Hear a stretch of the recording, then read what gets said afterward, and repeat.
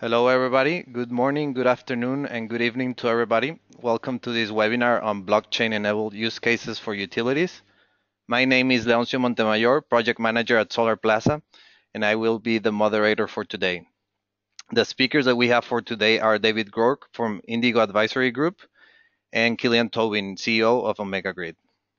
So without further ado, let's get started. The agenda for today looks like this. First, I'll start with a brief introduction.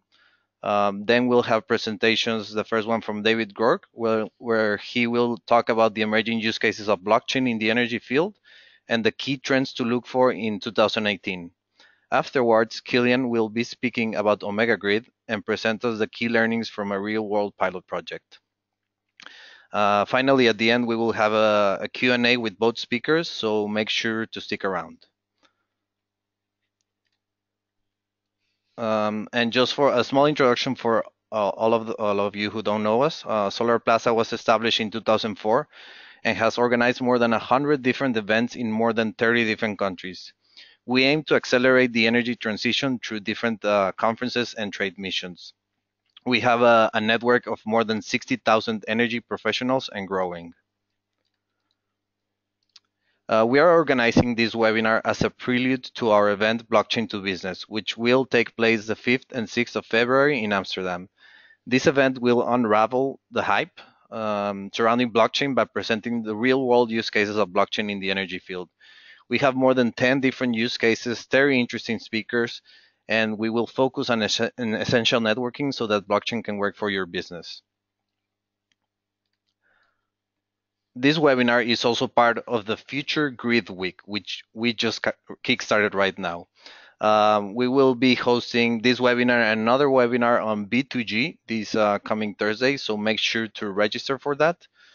And additionally, we will also be releasing an update to our comprehensive guide to companies involved in blockchain and energy.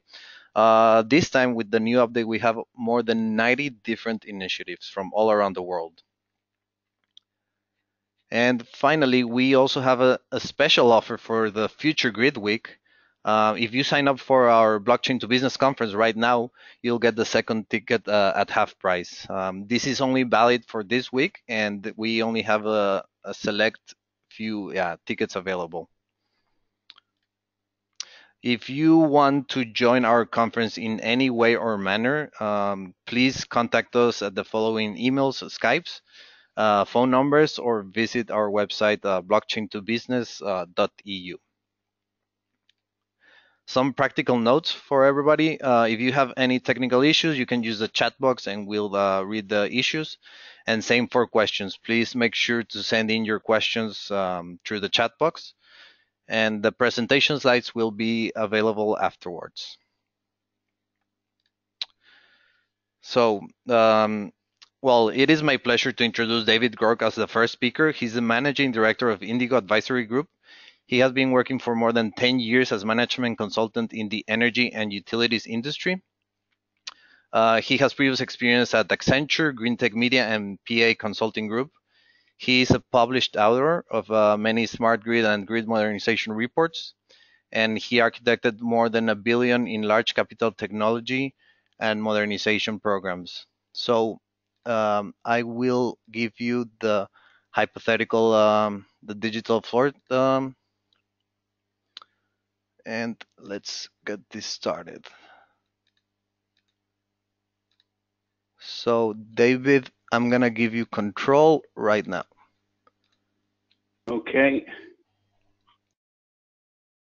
Thanks. Please, yeah, you can start, David.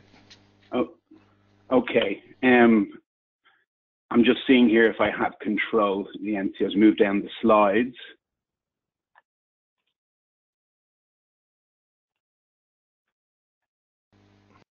There we go. Okay, perfect. Thanks for the NCO. Thanks for the introduction. Good morning, good afternoon all. So as Leoncio said, what we want to cover in the next 20 minutes here is just a broad overview of what's happening in blockchain and energy. Over the past 18 to 24 months, we've seen a host of kind of pilots launch and a whole a whole lot of interest kind of develop in the sector.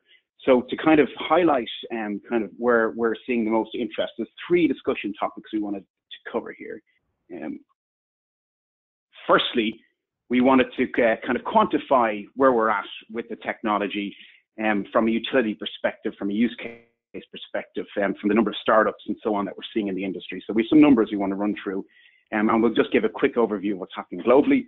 And then we want to dig into what are utilities actually doing with the technology right now? What are the promising use cases, and what are some of the limitations they're seeing, and how are they launching pilots? And then finally, we kind of want to wrap up with a kind of a forward-looking view to 2018 and some of the key trends to look out for. So there's the 3 things we wanted to cover. Getting straight into it. So, you know, we started tracking this market a couple of years ago. And since then, we've definitely seen an uptick in activity, particularly in the last 12 months. And over the last 6 months, we've seen a host of new startups enter this space. So what I wanted to do was just kind of work around this wheel from the top left, from 50 plus clockwise, and talk about some of the numbers that we're seeing. And that will help hopefully to set the stage of kind of, you know, how big this market is and where we're going. So right now we're tracking over 50 plus pure play DLT, distributed ledger technology, including blockchain solutions and blocklist solutions that are kind of looking at the energy market. And the vast majority of these are working on one part of the continuum or value chain, which is P2P energy trading or decentralized energy markets. So we'll talk a little bit about some of those companies in a second. But you know, in terms of trends and financing within this industry, typically a blockchain startup is seeing an average of about 3 million in early stage investment. That's either Series A or angel funding. And that's true across all sectors, not just energy. So, you know, there has been, you know, recent investment rounds of over 4 million in some energy blockchain companies, but that's an average number. But in Q3 last year, we really saw the ICO trend kick off. And that's kind of changed the nature of funding in the market. So we're tracking over 15 energy companies that have either launched a token event or are looking at early this year. And interestingly there, the numbers are a lot clearly bigger in terms of what these companies are raising. So a handful of firms of startups under 5 have raised over 200 million in token sale proceeds. So that's a bit of a game changer in this industry where it's pretty R&D intensive, and you know, sales cycles can be quite long. And so we're definitely seeing you know, some startups have some runway now with these new platforms and so on. And those startups that did raise money will hopefully see some proving grounds this year. In terms of consortia are pretty important groups to advance the technology because it's quite nascent, and a lot of the benefits of blockchain infrastructure is down to sharing infrastructure. We've seen over 50 blockchain consortia emerge across all industries. Some of them are quite large, some of them are quite bespoke around certain use cases. Right now there's under 5 in energy, and I think we know some of the big ones, and some of them are focused on multiple use cases, while some are focused on perhaps single use cases. So relatively speaking, we're still early in the formation of consortia at a jurisdictional or national level and global level. There's multiple blockchain platforms, and actually this is one of the things we'll touch on for utilities and why it can be a difficult environment to choose the right platform. So there's over 20 popular platforms, but that's only touching the surface of it. In terms of where the activity is, about 50% of startups right now are focused on, you know, financial services, insurance, and government, and the lion's share is on financial services and insurance. So the market is very much still stacked up in terms of kind of the banking industry and insurance industry. But we are seeing, obviously, in the past 6 months, a growth in energy. Just a couple of, you know, points that are related to blockchain, but not so much blockchain in themselves. You know, global penetration of smart metering technology right now is at about 30%. Might be a little higher than that, below 35 though. And I think that's an important stat to realize in that, you know, a lot of the solutions we're looking at, where they don't require an advanced Raspberry Pi solution and so on, we do need AMI data for some of these solutions to take hold. Another important point is, you know, we work within utilities on various analytics projects and so on. And, you know, 80% of data within a utility is generally unstructured, which is a big challenge and a big opportunity for these types of solutions. And, you know, there's other work that utilities are doing to kind of, you know, clean up their GIS data, et cetera. And, you know, that needs to be put in light with what's going on in the blockchain world. And then the final point here I wanted to emphasize, and this is a Gartner stat, blockchain POC maintenance rates over a 2-year period are estimated at less than 12%.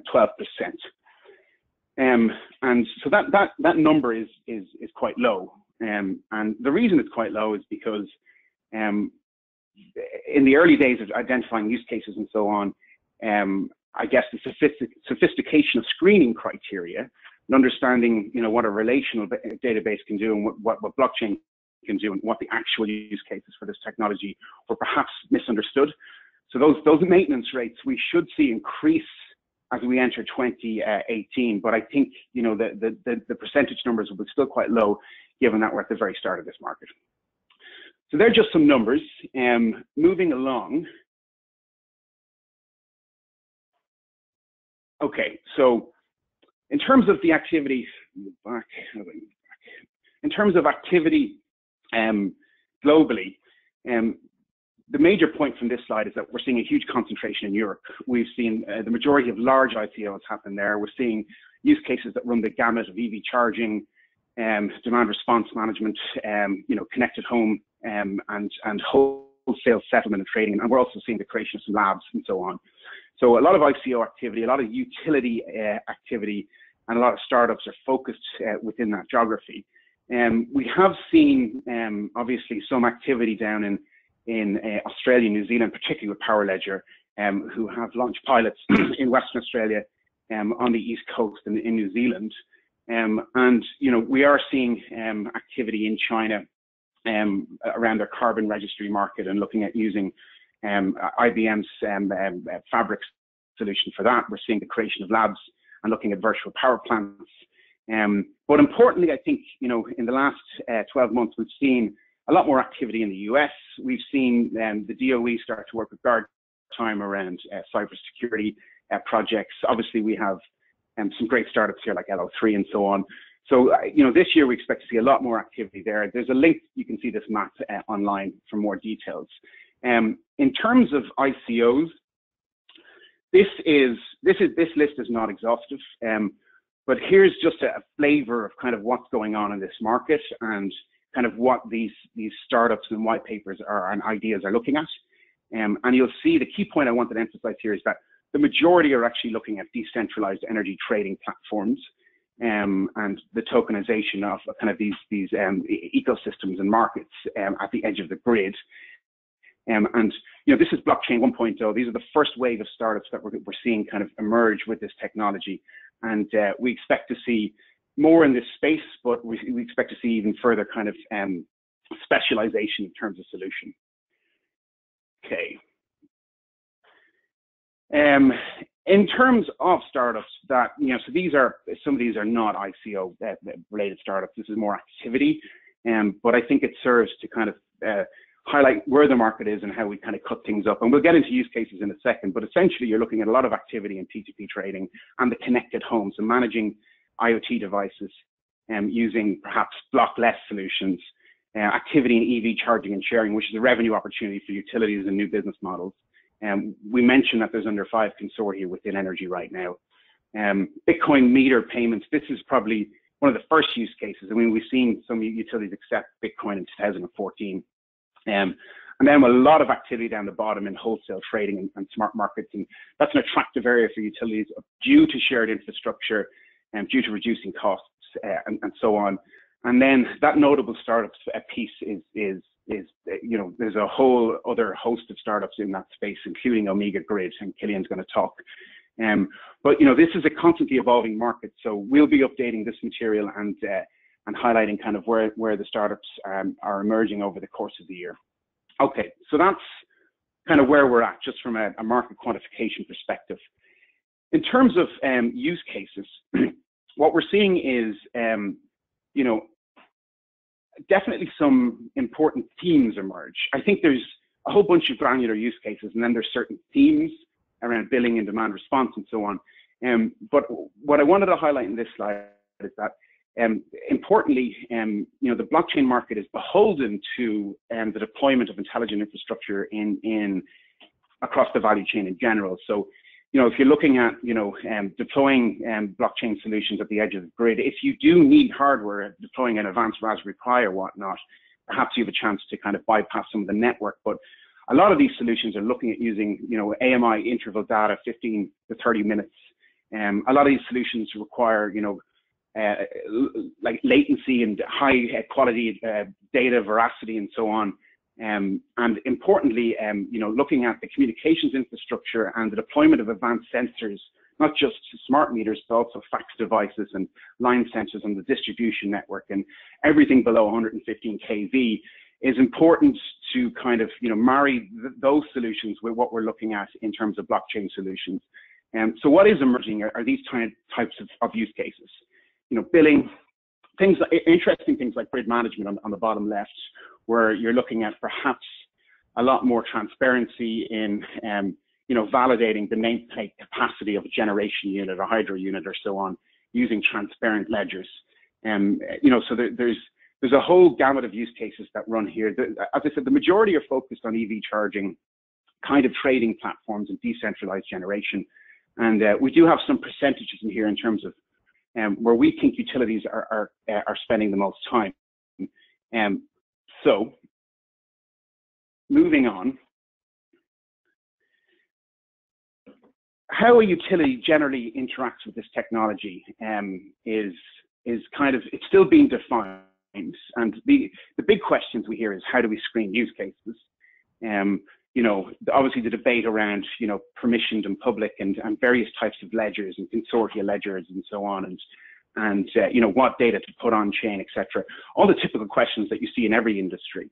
But what we're kind of seeing in terms of a journey for a utility is that once they've got their blockchain strategy defined and they've done the 101 internally and they understand the capabilities of the technology and they've built up a small team within IT and OT, once they've identified that use case, you know, choosing their platform and looking at the various qualities of that platform and mapping business requirements to the actual technical capabilities of that platform is critical. We're seeing them move to proof of concept. These proof of concepts are generally virtual. They're done sandboxes in the cloud. They're, you know, it's not using any real-time data per se. It's proving out a use case. And you see a lot of interplay between 1 and 2 in terms of trial and error and failing fast and so on. And those use cases that do have all of the right go criteria coming out of proof of concept, we're seeing them enter field trials where we're looking at perhaps you know, a utility using 5% of either customer data or system data in a controlled pilot. And if those results are good, looking at a full production rollout. By our estimates, the majority of this activity is still up in 1 and 2. We're obviously seeing some test nets emerge and some interesting platforms emerge as a result of ICOs and so on. But, you know, there's only one use case that, you know, we can identify that's in 4, which is you know, a production rollout, and that's the share in charge use case that was launched by INOG. You know, perhaps the transaction volume isn't that high there, so that use case makes sense right now. But that's the typical journey. In terms of where people are spending their time or where utilities are spending their time, this is, you know, kind of a way of looking at where the most significant use cases are in terms of attention right now within the industry. So we're seeing a lot of attention around provenance, you know, certificate of origin, RECs and things like that. Billing, of course, is a huge area. That meter to cash process within utilities can offer some huge efficiencies, and not just at the utility level, but at a consumer level. You know, the whole area of M&V around demand response and, you know, certainty from a system operator when they press that button, they get it. That's a huge improvement area that blockchain may allow offer some solutions. And then obviously the most talked about areas is transactive energy and P2P trading, which we view is kind of further down the continuum, but obviously one of the most exciting spaces in this market. Okay. In terms of where utilities are spending time, I did touch on some of these. I'll just pull out one or two of these, and we've seen this move on significantly from what's on this slide right now. But for example, Alliander are doing some great work in the space. They had, they launched 6 pilots last year. They are, they've obviously looking at this kind of Juliet token in the smart cities concept outside Amsterdam. The project they'd done on the island of Texel had some great learnings from it in terms of looking at a node, an island, and how load can be settled there using a transaction layer like blockchain. So that's pretty interesting. We're seeing obviously some activity around wholesale trading, and that's what you'll see in Vienna Energy there. But also excitingly in that space, obviously the Pond Town work. So there's plenty of examples of utilities touching this now, and we're hoping to see a lot more kind of lessons learned emerge in the coming year. Now, if you were to get very excited about this, what you'd be looking at is kind of, as DER deployments accelerate across the industry, and over time, we'll see more use cases emerge because there'll be more data, there'll be more assets to manage behind the grid, there'll be more prosumers, etc. So there's an interesting handshake emerging between, applications that are emerging within energy and have been for some time, and the deployment of these new intelligent assets and edge processing that's occurring right now. And if you were to get very excited, if you look at the top right-hand corner, you could see impacts across the entire value chain around this idea of a carbon market with a distributed registry, community P2P markets and virtual power plants, and transactor grid settlements at the wholesale and transmission levels. Now, you might necessarily need blockchain for all of those solutions. That's important, but what we're seeing is perhaps a combination of distributed ledger technologies, artificial intelligence, and existing core applications, kind of melange into some sophisticated solutions that will definitely make managing the grid and product development more exciting in the future. When utilities ask what's the impact of AI and blockchain and these solutions going to be on our business model, we try to do it in a very focused way and look at certain solutions across the value chain. And by and large, for any use case, there's 3 impacts to a utility. Firstly, there's limited to no impact, right? Those use cases are generally supportive of their business model, or they don't have to worry about. The second area is that, those use cases that support the business model. So this idea of wholesale trading and making that whole market more efficient, and improving day-ahead markets in the reconciliation process from 30 days and so on, and using transparency with regulators and so on is definitely an area that supports utilities. However, there are some business models that do encourage disruption. Now, we're not a fan of the word disruption in utilities, in that disruption is a multi-decade process in this industry, so it's a perpetual state of change. But those use cases at the edge of the grid are something that utilities need to monitor, either in terms of how they affect business models or how they want to interact with the technology. A quick note here on the benefits and challenges. I think there's a lot of material out there that extols the benefits of blockchain technologies, and I won't talk about what's on the left. On the right, though, in terms of challenges, as this is such an early market, we need standards. At the height of the smart grid market around 2010-11, there was about 400 standards that existed globally. And that was a result of, many years of technologies being developed around sensoring and communication. So in this space, a lot of work needs to be done, and it's very nascent, right? The regulatory status, obviously within jurisdictions, and looking at peer-to-peer markets and looking at what actually can occur and what's equitable is definitely something that is emerging. A couple of other things there, cost of these solutions to maintain.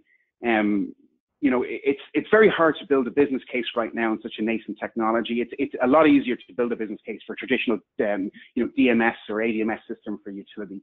But when you're looking at these solutions, we're really looking to POCs to kind of prove out value streams at this stage. There is a lot of rebranding older technologies here, so that's something to kind of look out for, and that's particularly characteristic of any new technology market. And then this idea of, you just insert blockchain into any sort of conversation, and it's the magic middleware in the cloud that's going to solve, it's going to be that transaction management layer for all of energy. It's a very ambitious but worthy goal. But at this stage, we're kind of still looking at solutions and so on in this space. So I'm going to skip along here because I'm conscious of time. I did touch on some of these points. One of the things that we're seeing utilities do right now is a lot more requirements analysis. So really looking at, do I need a DLT solution or do I need a relational database? And a lot of the use cases that have emerged, in fact, can be solved by both. And there's comparative advantages to looking at both. And I think, the use cases that have emerged today, I think we're in blockchain 1.0, and hopefully this year, we can move up to 2.0 and some of those more advanced use cases that are more suited to the technology overall. Okay, finally, just to wrap this up, and before I hand back to you, Leoncio and Killian, some trends to watch in 2018. So we expect service providers to continue to focus on the core infrastructure and protocol developments and network developments, but we also expect to see a bit more activity around applications this year. We think architectural design will become more sophisticated as, IT teams from utilities look at this in terms of their enterprise architecture frameworks and look at it as part of their kind of broader IT and OT solutions. And we'll see, hopefully much more support for multiple consensus algorithms, which is a point that utilities are particularly eager to advance. We expect the debate between the public permissioned and so on, all the blockchain platforms to continue. We're very excited about the regulatory sandboxes that have been set up by Ofgem and in Singapore. And we're looking forward to seeing those results, because that's where we'll see hopefully new business models emerge and emerging regulation around them. I mentioned requirements number 5 there. We'll definitely see more of that this year. We talked about use cases. Those use cases that kind of support utilities business models or provide new business opportunities are certainly the most attractive.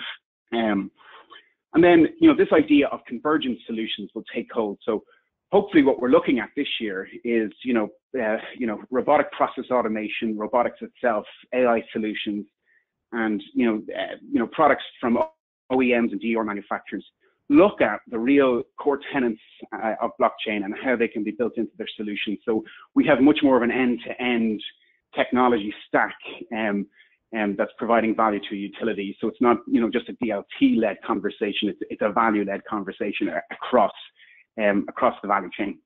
And then this year, our prediction is that we'll see a lot more activity in the US. And we're already seeing that. We're seeing a whole host of utilities touch the technology across the country and in North America. And, I think that's evident in what, Killian's going to talk about with the Omega Grid and the projects they're doing in California, out in Sonoma and so on. And I think, Killian and Omega are kind of the first wave of these new companies and pilots that we're going to see over the coming year. That's it, Leoncio.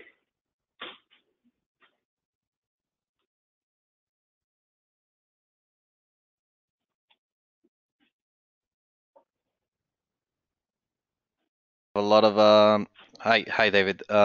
Thanks a lot for the fascinating presentation. I personally have a lot of interesting questions to ask you, so but we'll get to those at the Q&A.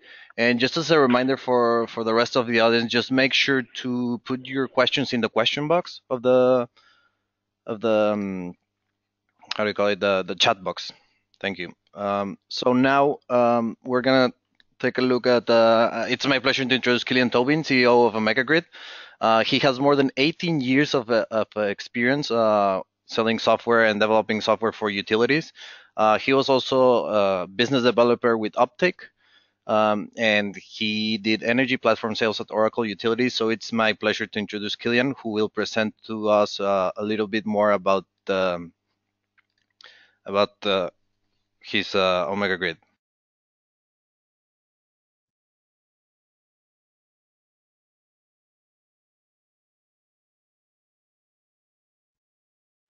So Killian, I'm gonna give you the control Right now, if you could unmute yourself.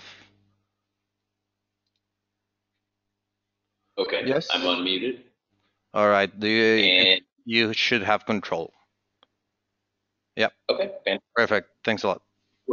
yeah, thank you, Leoncio, and thank you, David, for the introduction there. Appreciate it. We're going to talk quickly. I want to give everybody an introduction to why are utilities looking at decentralized markets? Why are they? What is their interest level? What's pushing them in that direction? We'll talk a little bit about what Omega Grid's doing as a company, and then we'll get into the why blockchain is the right architecture for what we are doing as a company, and finally we'll get into a couple of the utility use cases. What are the utilities that we're talking to interested in testing out, and we'll show the common thread between all of them. So let's see, how do I advance a slide here? There we go. So for nearly or over 100 years, your local utility has been operating under the consistent business model of generating electricity and delivering it to people like you, with very few exceptions and very few interruptions to that. Over the last 10 years, the costs for things like solar, batteries, and electric vehicles have dropped significantly, and for the first time, it's now becoming less expensive to generate electricity locally rather than at that central location. And that means the central business model is on its way out, and is not all going to go all the way out, but it is shifting, and the local generation business model is in. And that means we have a new way of managing and accounting at the edge of the grid that has to be implemented. And somewhere between 30 to 50% of consumption, depending on where you are in the world, will move to local generation. And right now, if we have roughly $3.5 trillion worth of value in the electricity markets, that accounts for at least a $1 trillion market in the next 20 plus years. So this is growing very quickly, and our utilities are learning new ways to deal with distributed generation. Now, let's see. Okay, so as the cost for things like solar, batteries, and electric vehicles continue to drop, the complexity and just the dynamics of the grid are rising and continue to rise. And this causes utilities to have to take on a certain level of risk that they're not comfortable with. And because the grid is interconnected, as we all know, a problem or an issue, or even solving a problem in one area of the grid, tends to bubble up somewhere else. So you may come up with a tariff, or you may come up with a rebate program or an incentive program that encourages, maybe it encourages solar, but quickly you will find that the grid, this is not a global problem. It ends up being very local, and passing that issue along to your neighbor is not something that regulators and utilities are equipped to manage right now. And so that is the core issue that we're trying to solve here. And what ends up happening is utilities have to restrict the deployment of these, whether it's solar panels or EV chargers, in a lengthy sort of back office process that feels unfair to a lot of consumers in the market. And unfortunately, most of the utilities in the United States are beholden to a fairly lengthy regulatory process, and that really runs through the centralized pricing model that is not going to work in the future for everybody. So Omega Grid is saying, what if you could have both? What if you could have you could solve the problem of locating the right equipment in the right place at the right time, and allow for full customer choice to implement green technology, clean local energy? So we've come together and we've solved this problem with a peer-to-peer local energy market. It's built, co-developed with utilities with an understanding of how the energy markets operate now, and how you can properly integrate all of these new resources coming on the grid. Run through a quick, really high-level example of what we're doing. Let's kind of move through a couple of these slides here. 1 second. Okay, so we conduct a conversation between the local generators and any controllable loads to determine the right price, the right locational marginal price on the grid. We then issue those orders to the participants in the market, making sure that the grid remains balanced. We conduct the transaction, we confirm the order, and we record the important financial information in a local blockchain for settlement. This is a private proof of authority blockchain that allows us to maintain high transaction speeds and interface with public blockchains for forward contracts. So this allows us to remove the risk of distributed generation and encourage renewable investment in the right place at the right time by property owners. And in the end, that's how we will help utilities deliver low-cost, clean energy to the community. The reason why we're here, we wanted to talk about blockchain technology and why blockchain technology is the best architecture for a grid like this, a grid solution like this. Understanding that there are other alternatives, we believe there's a number of important features of a blockchain that really help here. And number one is the increased security. When you have a lot more market participants in a traditional market software, that creates a more brittle solution. But with the blockchain, you now have more members confirming transactions for you. You increase the amount of network communication, but you decrease the sensitivity of the system and create a lot of beneficial feedback loops. So that's number one. Number two, we believe the redundancy further increases the resilience of the system by having multiple copies of the local data available. I'm writing an article now that describes a little bit more about the scalability of what I guess I'll call local blockchains, and how this helps the utilities adapt their legacy systems in this new world of decentralized generation. And that redundancy gives you also an immediate sharing of market state. In traditional markets, you have a sort of transactional overhead of whether you call it an auditor or a index for the market. And in this case, locally, you have that index available to you at every time step. So you no longer have to either pay a third party to provide that index. Everybody has this locally, and that's also what allows for the forward transactions to be settled against one another. And that brings to the idea of, and I saw David had quotes in there, and this is faster transactions, certainly faster. And as I mentioned, we can interface with existing legacy payment structures, or you can enable other types of faster transactions to be available. So with that, so if you might play the first video. This is just an example of our. Okay, so let's talk a little bit more about the Sonoma project and the winery. Let's see. Okay, thank you. So we went live on August 21st, 2017 at the Stone Edge Farm. It's a fantastic location in Sonoma, California. It's a privately owned microgrid, one of the few in the world that are not owned by a government organization. And give you a quick overview of what's going on. So working winery, we did this project in conjunction with our hardware partner, Hyla Technologies. They're an MIT startup. They provide the microgrid controller on site.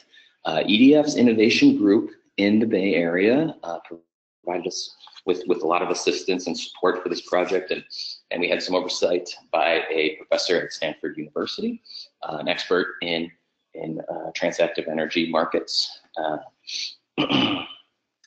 Let's see the next slide here. Yep. Yeah, and lovely wine, by the way, lovely grapes and everything. The weather there's fantastic. Unlike where I am right now in Chicago. Won't mention too much about that. This is a quick overview of what's going on the site. You see the irrigation pumps. They have a water treatment system on site. They have a number of different battery technologies, including Tesla Aqueon batteries. They have a Capstone natural gas turbine that provides a lot of support on the site, an electrolyzer, a number of that, over 100 solar panels. And let's see, on the next slide, give a quick overview of the actual location. In the northwest quadrant, there's the electrolyzer. It's also close to where their main tie-in to the electric grid lies. They're able to burn off excess electricity that they generate. They actually generate probably about 4 times more than they need on the site, despite a number of working light agricultural buildings, as well as a residence, heated pools and things like that. So very, very interesting, lovely location. And what else? So this is just a quick overview. We're looking at just what they call nodes. It's a little different than how we break it down in the actual software. I think on the next slide I have so this is a view of basically how their grid is laid out now. On the left side here is the tie-in to a PG&E system. They have a bus here, and oops, do I have the pointer? I think I do. Okay, we have a bus that lies in here. This line was originally a little bit of a restricted line. They couldn't get as much power across it as they'd like to. They've since upgraded it, but for the experiment that we're doing and for this market that we're simulating on site, we assume that it is still constrained, and that allows us to have some pricing variation from the north side of the system to the south side of the system, where there are some other loads and the Capstone turbine is located. And so when the constraint in that line hits, it allows prices south of the line to increase, which means the costs for things like the Capstone turbine to operate and the battery to respond are kicked in, and we track all of those changes, all of those orders, and that's the big overview of the site. Happy to explain more in the future as we will be working to present more detailed analysis of the site, and then we're working with our utility partners to scale this up into larger projects. Let's see here. I'm not sure if I'm advancing this. Oh, there we go. Okay, so we've talked about the underpinnings of the what we call a cybersecure utility spot market, and not too much yet about what the way we expect our commercial and industrial customers, and a little bit of a taste for how residential customers can interact with the system. So what this all comes back to is the idea that we're helping utilities enable new customer programs, new customer options for how they would like to interact with what looks like a new local market. And that's the thread that we see that follows through all of the following use cases that we'll present here. The first project that we can announce is an MOU with Ameren. We participated over the summer in the Ameren Accelerator program in St. Louis, and coming out of that program, we have an agreement to conduct what will be the first ever distribution level blockchain transactive energy project. This is significant because it is on utility infrastructure at the distribution level. And then we'll talk a little bit about a few other projects coming down that we're in discussions with that follow suit. And one of the things we see is basically being able to add a financial layer to things like DER aggregation, so distributed energy resources, whether these are demand response type programs or frequency regulation. Right now, these assets are being bid into the transmission markets as an aggregate in exchange for control. And we don't necessarily, while we have a way to control those with the different virtual power plant aggregation software companies that are out there that provide sub-second grid balancing, there isn't really the financial layer, the financial market layer on top at a local level to turn around and reassign the benefits, financial benefits from the transmission markets back to the participants. And so we can not only calculate that, but we can track all of that in a scalable manner. Following that thread, we see for C&I campus, so commercial and industrial campuses that have a number of different leaseholders or energy asset owners behind the meter. This is sort of a subset of the DER aggregation, but in a specific location, where we can take that information and basically settle it against what the benefits had been received and track all of those.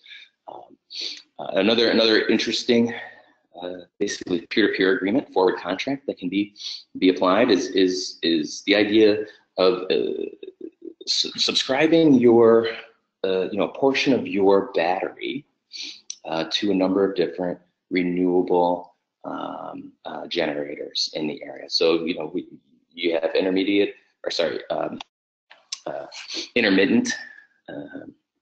generation, and you have but maybe not the scale or the location. You're not permitted to hold a battery. You can enter into an agreement with a local battery owner to subscribe to a portion of their capacity. And finally, the concept of community solar is a very interesting model that's taking hold throughout the United States for sure, and I suspect in other parts of the world. So how do we do the financing for that? And then when the generation is created, how do you attribute that back to the folks who have provided some backing for that solar site? So these are a few of the sort of big picture items that we're working on now, and we're excited in 2018 because we believe that we'll be able to move forward as a company into a number of different use cases that draw on our core technology. So please, if you're interested, feel free to reach out to me. You can contact us off of our website or give me an email at info@omegagrid.com. And I'm looking forward to fielding some questions and hearing what everybody thinks. Let me move on to the final slides, which are the Q&A. So I think first we'll start with some questions from the audience, and these ones are directed to David. Is it possible to mention the 5 consortia that you were mentioning at the beginning of your presentation? And the second one is if you could describe for a beginner what a peer-to-peer blockchain-enabled transaction looks like. Okay. So the first question, sources at the beginning, I did include a link there in the bottom right-hand corner, but what I can do quickly is kind of cite where some of that data came from. So the 50+ startups are from our repository of startup tracking. So, and I know, yeah, you've got your own tracker there at Solarplaza, so we're pretty confident that number is conservative. In fact, there's probably more. In terms of the number of ICOs, that data is public, and we pull that from various kind of trackers and those companies that are issuing ERC20 tokens. The aggregate numbers of what's been raised in the ICOs, that number is conservative as well, and the data is public. in terms of the other stats there, what I can do is provide, there is a link there, but these numbers come from benchmarking studies from the University of Cambridge, and from our own research, and from some public data and some qualitative interviews that we've kind of conducted. So that's the kind of the sources piece of the MCO. I'm happy to provide more details on that after the call if anyone wants to reach out. In terms of a peer-to-peer transaction trade, I think, that's probably best left to Killian to kind of describe, how his Omega Grid is handling that P2P kind of transactions. There are different models depending on the platform used, and depending on the types of, grid services that, these transactions are looking at providing and the transaction times that are required. But generally, you're looking at a dynamic market below 115 kV that's working behind a node and then dynamically settling with the grid. Right now, some of these projects are much more conceptual in that they're working over the existing grid infrastructure, and really providing the transaction management layer. And as Killian alluded to, a lot of these transactions are set it and forget it. We're not expecting, consumers to manage their real-time trade of DORs with neighbors in a very active way. We believe it's going to be much more passive. So we'll see more rules-based trades based on a customer's energy portfolio, using other technologies and AI and so on to kind of make dynamic decisions around tariffs and respond to tariffs and so on. So, the blockchain P2P transaction layer is much more of a settlement basis, where we'll see some more active management with other technologies based on rules, and then the ability to influence those rules and decide generation sources and so on, and look at different kind of grid support based on whether that's a C&I customer or a residential customer. But I don't, Killian, if you wanted to add to that from your solution in particular. Yeah, I think that's a good overview. Definitely agree on the set it and forget it piece.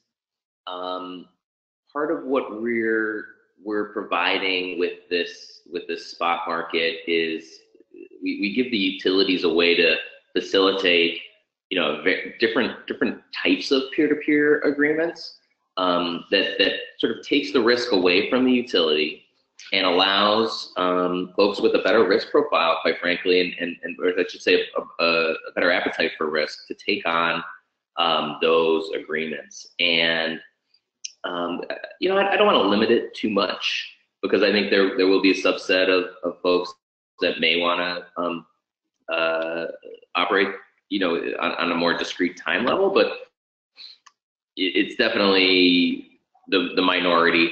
And we do want to encourage as many sort of behind the meter partners as possible to optimize all the different assets that we haven't even dreamed up yet, and all the different control schemes behind the meter. And I think that's in the best interest of the utilities as well.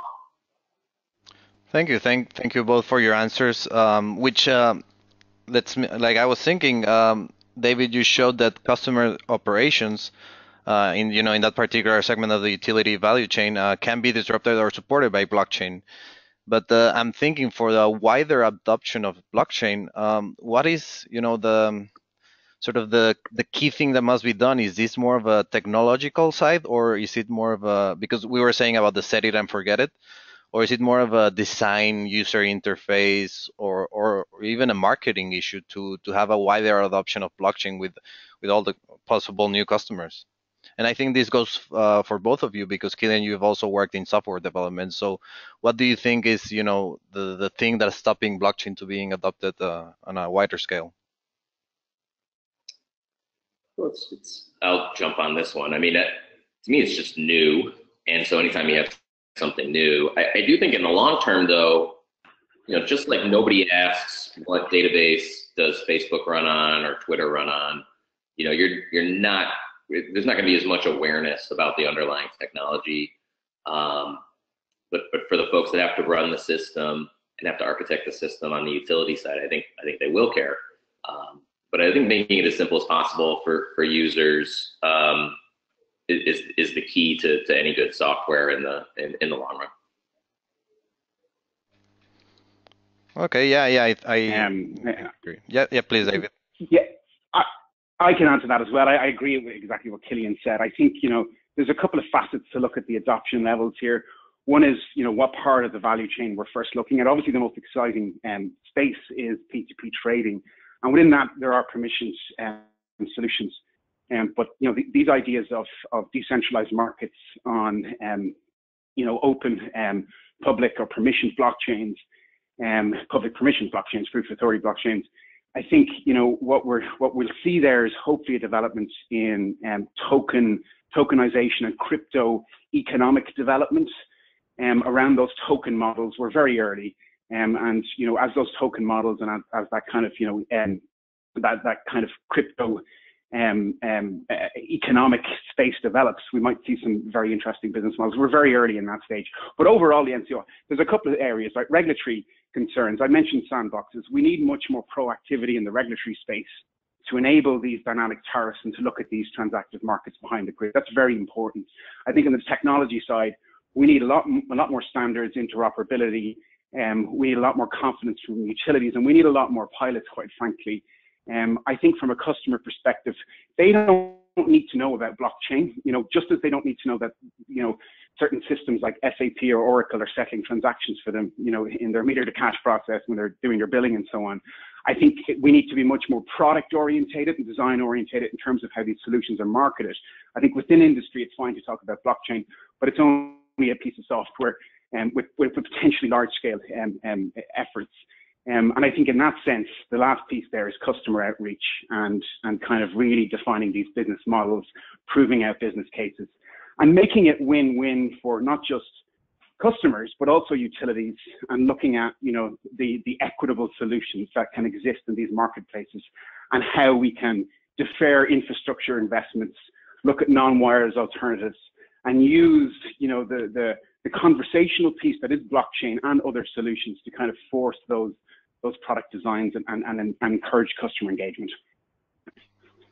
Yeah, thanks for the answer, which I was like, a question from the audience, which is related, is which of all the use cases that you know about are sort of the lowest hanging fruit, and which ones do you think they're gonna jump to finally a stage 4 from the pathway that you were describing? Okay, I think, and I'll leave this one to Killian too, but I think from our perspective, those solutions where they're a little bit more greenfield, so where there's not as much infrastructure in play right now. So for example, utilities are not going to retire a CIS system where they're looking at depreciating the value of that. It could be 100 million over 10 years. So there's a barrier to entry for those solutions. I think greenfield solutions like electric vehicle roaming and so on, where we're still building out that infrastructure, we have an opportunity to look at dynamic technologies like blockchain and implement them there. So A, where there's no infrastructure. I think B, those use cases that support utilities business models, that these are less exciting and less market facing, but where we're looking at shared infrastructure across wholesale trading and so on. That's exciting, and utilities get to touch the technology and pass on those benefits to customers in terms of reduced or increased process efficiencies and so on. So I think we'll see a lot of activity there. I think in the final piece, just in terms of utilities, we have seen an increasing trend towards setting up unregulated businesses and really looking at joint investment rounds in new companies and looking at innovation labs within utilities. I think we'll see some interesting product innovation there, and I think those startups that work closely with the utilities and build dynamic markets and influence regulation and so on, will be kind of those solutions that come out of the gates first. And I think there's going to be a continuum of adoption, but I think starting in those use cases that support business models and then moving down is perhaps what we'll see. But I will emphasize, Leoncio, that we're at the very start of this market. It's multi-decade, and we're still learning what the right use cases are. Yeah, thank you. Yeah. I definitely agree. Yes, please, Killian. Yeah, I was just going to chime in, and I don't think I could have said it better. The emphasis on displacing existing utility infrastructure is probably is unlikely.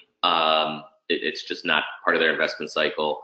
And then when you go to add, I think the lower hanging fruit probably is around wholesale transactions, but there's already a very efficient market in the wholesale area, and I find it. I think it's a tough business case to try to sell into really changing much of that on newer technology. So as David pointed out, in the areas where there are not existing solutions, there's a better opportunity in the long term for blockchain enabled infrastructure.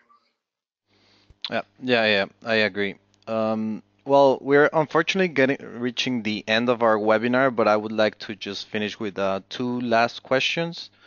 So one is for Killian, which one of the audience members says, might a gamification approach lead to a more active role of behind-the-meter partners, or in essence, allowing users to try to beat the index by actively interacting with the energy trading parameters? Did that make sense? Well, yeah, it was. Could you repeat it again? It was mitigation approach from behind the meter. Might a gamification, so a gamification approach lead to more active role of behind-the-meter partners? So when I think of gamification, I think of consumers, and yeah, I mean possibly that could be an avenue to get more interaction. It's the payoff on the consumer side isn't necessarily as great when compared to the effort, so the time it takes to engage and the sort of risk level of engaging with consumers from a regulatory standpoint can be it can make it a little harder to kick that initiative off, but I think it does speak to the intent of utilities to want to remain closer to their customers, or become closer with their customers, and be seen as more of an advocate and less of a monopoly. So I think there is a place for that aligns with the utility goals in the new world here. Okay. And last one for David.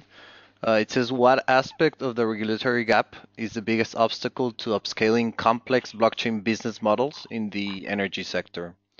So which aspect of the regulatory gap? I think there's certain, for P2P trading to happen, there's a number of things, but for P2P trading to happen, I think if you look at what's happened in Germany with the Mieterstrom law, which basically suggests this idea of tenant sharing, and they've put in tenant sharing of electrons. They've put in a progressive set of policies at this stage, and that would allow kind of that construct to exist in the market, and that's progressive legislation. And I think looking to that, or progressive policy, I should say, looking to that, and then how that's extrapolated globally is a gap that needs to be addressed. I think, we've had a lot of discussions, particularly here in New York, under the Reforming Energy Vision exercise over the last number of years, around how do we create a dynamic market, and what's the localized cost of energy, and marginal pricing, and so on.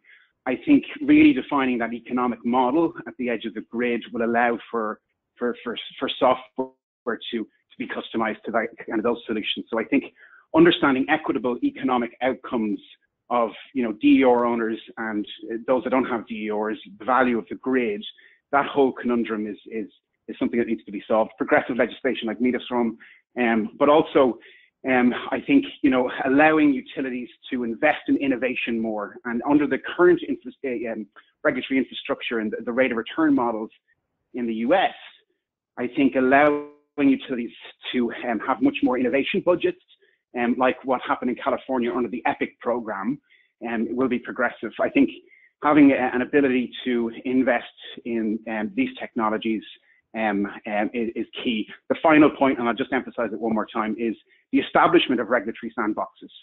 So these areas where we can look at the technologies, react, and build progressive legislation. But overall, I think there needs to be a closer marriage of policy and regulation, technology and innovation, and what consumers are seeing. And, I think gamification is definitely a piece of that. Just to touch on that one point, how O-Power launched their business model and why it was successful and why consumers were engaged was because they were able to compare their energy consumption and savings with their neighbors. And it wasn't so much the dollar value, it was the behavioral aspects of that. And I think that's an important piece to play into the technology and regulatory discussion, Liancio. Yeah, I think I agree, and I think something that blockchain is enabling is it's sort of energy is usually just seen as like you just turn it on, you turn it off, you don't even know where it comes from. And I think with blockchain, it's allowing customers to get more the power, to get to know more energy, where it's coming from, how to sell it, trade it. So I think it's in a right direction. So just to finish off, I would like to ask both of you, do you have any bold predictions for 2018? Seeing that, well, this is just January and 2017 was a year full of activity. Any bold predictions for this year? Bold. I would just like to think that, the rate of change that we saw over the last year was remarkable. And I think we're going to see that continue to increase. And I'm not even sure that I'm willing to make a prediction, because I think if you would have said to me that this time last year this would have this sort of level of interest across the globe that it does have now, I would have never been able to predict. That's fair. That's fair. I understand that. I can put myself out on a whim here, and I think hopefully something we'll see this year is a large technology provider enter the foray with some sort of distributed ledger technology in the energy space. And that mightn't be an incumbent like Siemens are doing with LO3. And we might see something come from a non-traditional energy provider and kind of looking at connected home technologies and how distributed ledger technologies could advance the energy transition. So watch out for a big player, perhaps. Maybe, yeah, some big technology companies such as Google, for example? Perhaps. Okay, interesting. Well, I think with this we can conclude the webinar. I would like to thank both of you, David and Killian, for taking the time to present at this webinar. I think it was very interesting. Thanks a lot. And for all the attendees, just remember that we'll have the recordings afterwards. So please make sure to download them at your discretion. And thanks all for attending. And please visit our website, blockchain2business.eu, for more information on our upcoming conference. And we'll see you next time. Thanks a lot. Thank you. Thank you.